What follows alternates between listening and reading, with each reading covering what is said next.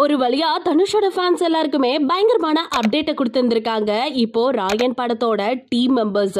So அத பத்தி இந்த வீடியோல நம்ம இப்போ முழுமையா பார்க்கலாம். தமிழ் சினிமா இண்டஸ்ட்ரியில பாடகர், பாடலாசிரியர், தயாரிப்பாளர், இயக்குனர்னு பல துறைகள்ல தனக்குன்னு ஒரு இடத்தை தக்க வச்சிட்டு இருக்க ஒரு பர்சன் அப்படின்னா நம்ம நடிகர் தனுஷ் தான். 2016 வருஷம் அவரோட இயக்கத்துல வெளியான பாப்பாண்டி படம் எந்த அளவு மக்களுக்கிடையில ஒரு நல்ல வரவேற்பு பெற்றுச்சுன்னு சொல்லவே வேணாம், நம்ம எல்லாருக்கும் நல்லாவே தெரியும். அந்த வெற்றிக்கு பின்னாடி கிட்டத்தட்ட 6 வருடங்களை கழிச்சு அவரே ஒரு படத்துக்கு கவனம் செலுத்தி இப்போ ஒரு படத்தை எடுத்துட்டு இயக்கியும் வந்துட்டு இருக்காரு. தன்னோட 50வது படத்தை அவரை எழுதி இயக்கி இருக்க இந்த ஒரு விஷயம் ரசிகர்களுக்கு மத்தியில பயங்கரமான வரவேற்பு இருக்கு. கேங்ஸ்டர் கதைக்களத்தோட தான் இதை உருவாக்கி இருக்காங்க. இந்த படத்துக்கு ராயன் அப்படிங்கிற ஒரு பெர்ஃபெக்டான பேரும் வச்சிருக்காங்க. இந்த படத்துக்கு AR ரகுமான் அவர்கள் தான் இசையமைக்கிறாரு. அது மட்டும் இல்லாம இந்த திரைப்படத்துல முக்கியமான கதாபாத்திரத்துல செல்வராகவன், S.J. சூர்யா, பிரகாஷ் ராஜ், நடிகை துஷ்ரா விஜயன், நடிகை அபர்ணா, பாலமுரளி, வரலட்சுமி சரத்குமார், சரவணன் சொல்லிட்டு எல்லாருமே நடிக்கிறாங்க. இவங்களோட காம்போவும் பக்கவா இருக்கும் அப்படிங்கறதா